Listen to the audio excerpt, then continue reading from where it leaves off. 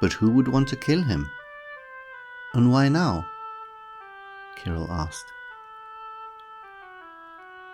They both sat and thought for a moment. Irina chewed her nails. Kirill, who knows about what we have found out so far? Your boss, your friend Macey, and Gilbert. Which of them has a motive for making something bad happen to Sergei?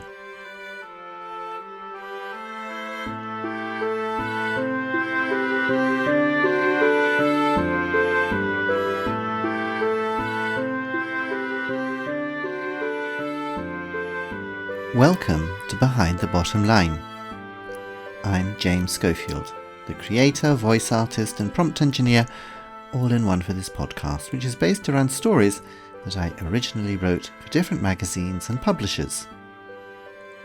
This is season 9 and we are now in episode 11 of a thriller set in the diamond industry called 7 Continents. So, where have we got to so far? Sergei Vasilyev, the source of the threatening messages and packages being sent to Gilbert Villiers, the CEO of 7 Continents, has been murdered, thrown off his 12th floor balcony by persons unknown. But before his killers struck, he sent Kirill Solikov an email. Could that contain a clue? Well, let's follow Kirill, Irina and Macey and find out where their investigations are leading them now.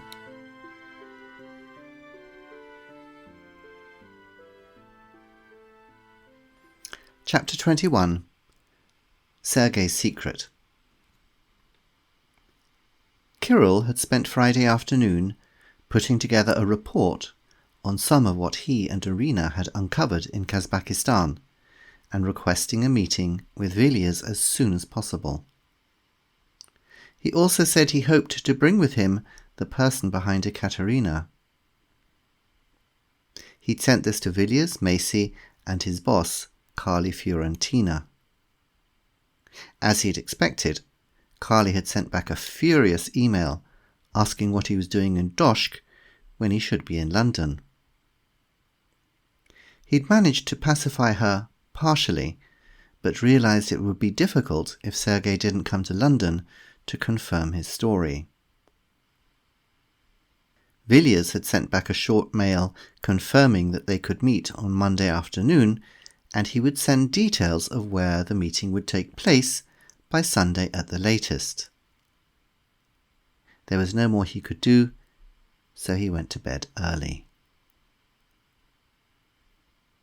When he woke up the next morning, Irina had gone to get some shopping from the market, so he went into the kitchen, made himself some coffee, then wandered out onto the roof terrace.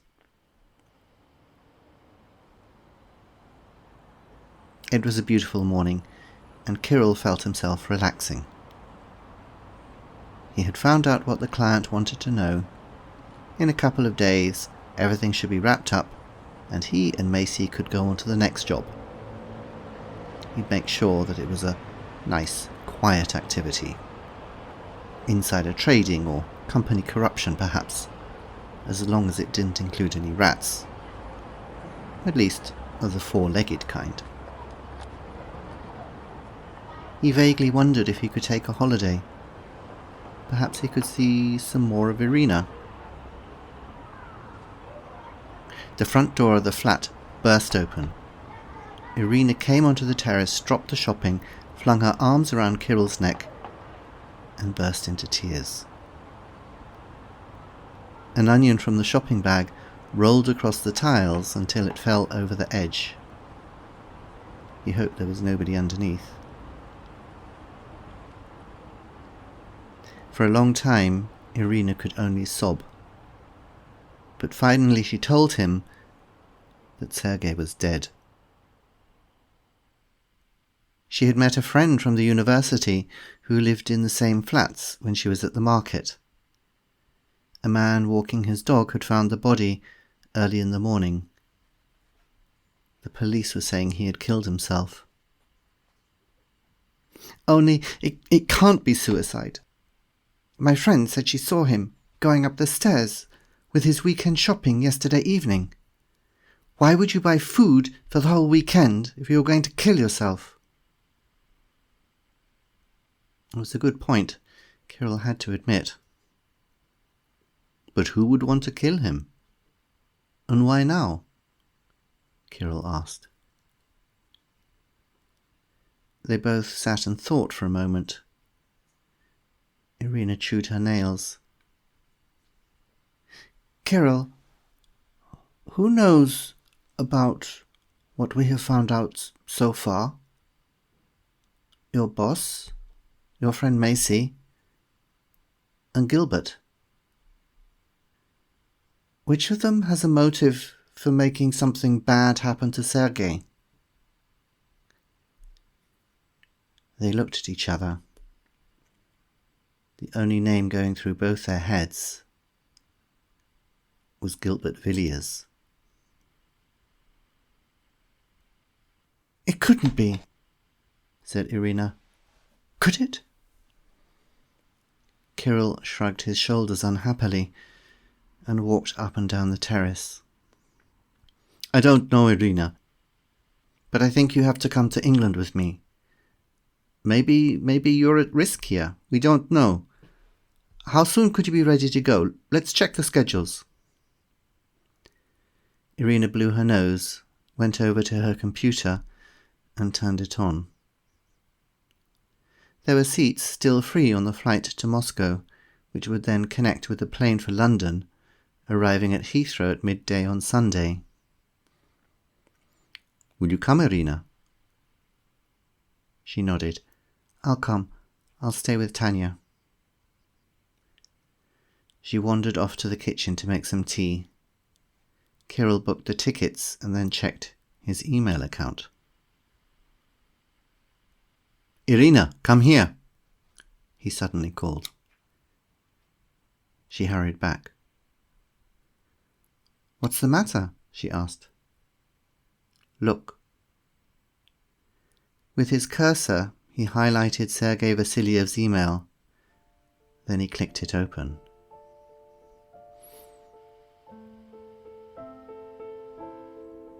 Irina, Kirill, you must forgive me, but I cannot come with you to England. I'm sure you are honest when you say you wish to help me, but I cannot go through the pain of explaining again what happened. Even now, as I think of our conversation today, I feel I am bleeding inside. I continue living, but I don't know why, nor do I really want to. I sometimes wish I had the courage to end it, but I don't. If you wish to see the information that I collected on the terrible damage caused by the mine, you can do so. Once the mine was closed, I contacted former colleagues.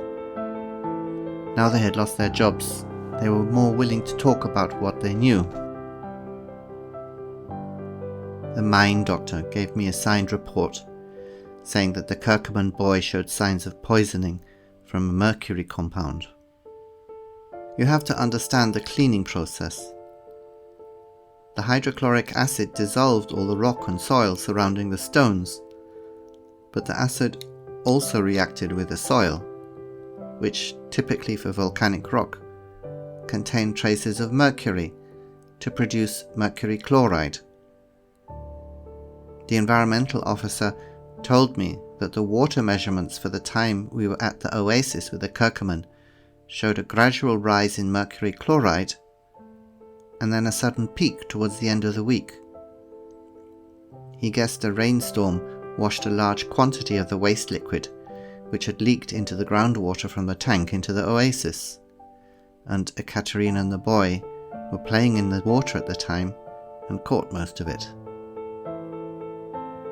These records were changed by the management as soon as they heard what had happened to Ekaterina, but he gave me a set of the original measurements for the period. Take this further if you can. The person you need to contact is the European head of eco-warriors, Roy Marsden. He was the person I met at the university during the conference here in Doshk. He promised to help me, but he's too cautious. Tell him now is the right time for action. I wish you luck. I'm sorry, so sorry for my weakness. Sergei Vasilyev.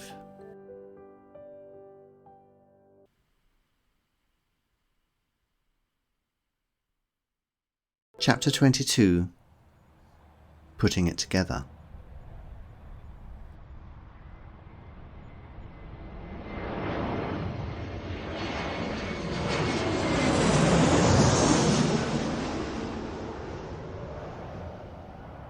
At Heathrow Airport, the queues to get through passport control were nearly as bad as in Doshk, and worse still, there was no possibility of speeding up the process by exiting through a VIP door manned by a persuadable official. It might be wrong, but there was something to be said for a little corruption sometimes, thought Kirill. What shall I say when I see Tanya? Asked Irina. Do I tell her we think maybe Gilbert had Sergei murdered? When I phoned her, she said he was away on a business trip and would be back until tomorrow morning. We have to see if she knows anything. When we get through customs, and before you go down to the country, we should sit with her and Macey and compare information. All we know so far is that Gilbert got my email on Friday morning London time to say I wanted a meeting with him on Monday, and I hope to bring the person behind the Ekaterina messages. He replied straight away to say he would see us and would let me know where and when he had organised a place, because he didn't want to use his offices. So far I haven't heard anything more. And finally, we know that Sergei died late on Friday night, and we can't even be sure it wasn't suicide. That email he sent was very depressed. It wasn't suicide. He said himself he couldn't do it. It's so terrible. These useless stones have caused so much death and unhappiness. Kirill didn't argue with Irina. She felt responsible for Sergei's death and was determined to uncover who had ordered it, even if it meant her brother-in-law going to jail. Kirill found himself hoping that there was an alternative explanation. They were finally through customs. Tatiana and Macey were standing together, waiting for them, and the first few minutes were filled with the two sisters embracing, half laughing, half crying. This gave Kirill and Macey the chance to talk. Well, she's cute, Kirill, and a much better size for you than Tanya. Don't be absurd, growled Kirill. She's far too young for me. Are you kidding? Come on, Kirill. You're only 34, and what is she, 26? Why not? Their discussion had to stop as Tatiana approached Kirill and introduced Irina to Macey. She turned to Kirill. I have a message for you from Gilbert. He wants you to meet him tomorrow evening at 6 o'clock at Roy Marsden's office in Covent Garden. He said he wanted it somewhere discreet, away from his office. You should let me know if that's all right. Kirill dropped his bags and grabbed Tatiana by both arms. When, Tanya? When? When did he arrange this? Oh, Kirill, you're hurting me. Let go. It was Friday morning. He was working in his home office, and he suddenly rushed in to see me and said you had emailed him to say you knew who Ekaterina was. And then he phoned Marsden straight away. Let go. Kirill dropped Tanya's arms and turned to Irina, whose face, like Kirill's, showed relief. He grabbed her and swung her off her feet and around, much to the surprise of Tatiana, Macey, and the rest of Heathrow Airport. "I think that must mean the meeting is a good idea, Tanya," said Macey dryly. "Shall we go find your car before your sister is squashed by my pet gorilla?"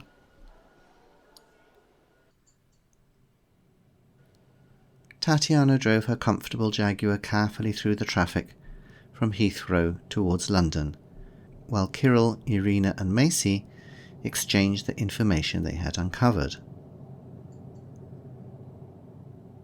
"So, when you called me yesterday, you thought Gilbert had arranged for this man Vasiliev to be murdered, yes?"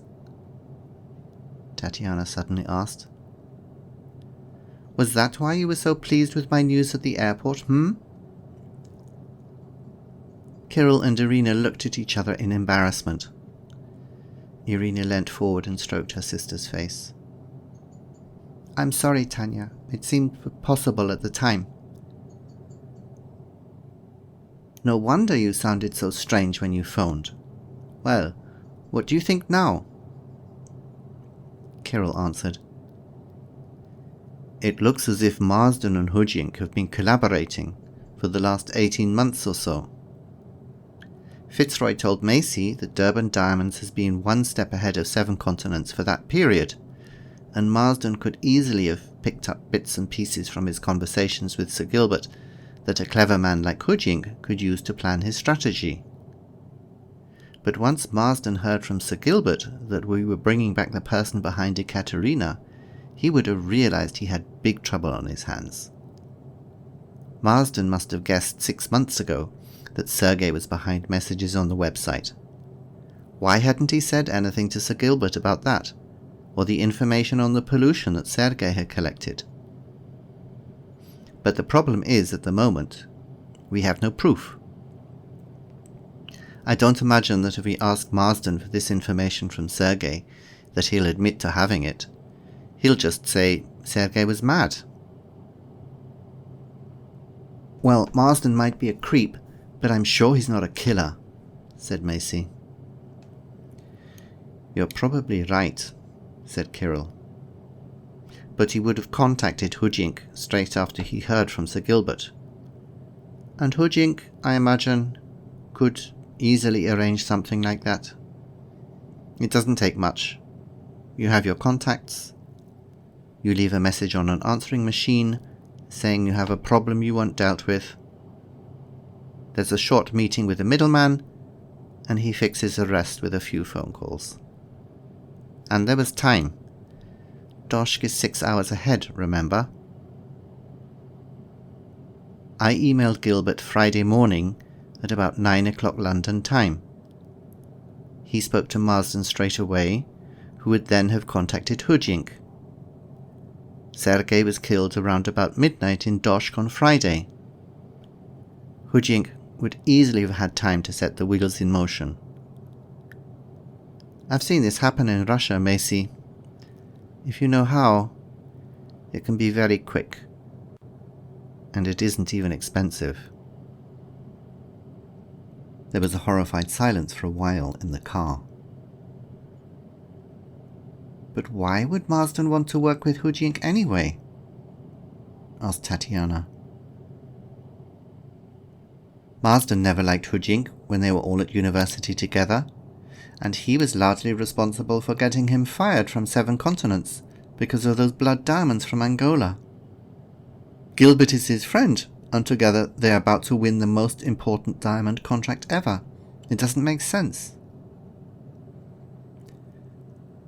There was a silence as everybody digested what she had said.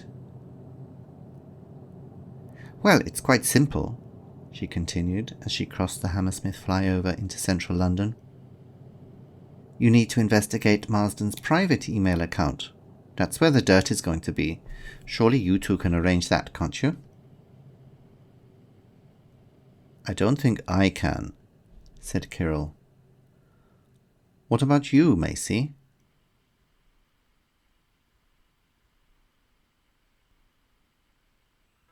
Phew, that's a relief. Villiers seems to be in the clear, and Irina won't have to send her brother-in-law to jail. However, I hope this week's episode kept you on the edge of your seat. If it did, please tell your friends about this podcast, and please rate the story on Apple or Spotify, or better still, write a review on my website, www.behindthebottomline.com. Next week in episode 12, how on earth is Macey going to get hold of this damning report, which is the key to proving everything? Macey may have been a little bit quiet in the story so far, but she's about to come into her own. If you'd like to buy the book or the ebook version of 7 Continents, you can do so by visiting my bookshop on my website, www.behindthebottomline.com. There you can also find Peril in Venice, a thriller full of drugs, murder and adventure, set of course in Venice, ideal holiday reading of course, and a romantic comedy, Double Trouble. Nicholas and Timothy Aldridge, identical twins with very different lifestyles, change places and cause huge amounts of trouble before finding fortune and true love. So until next week, take care and goodbye.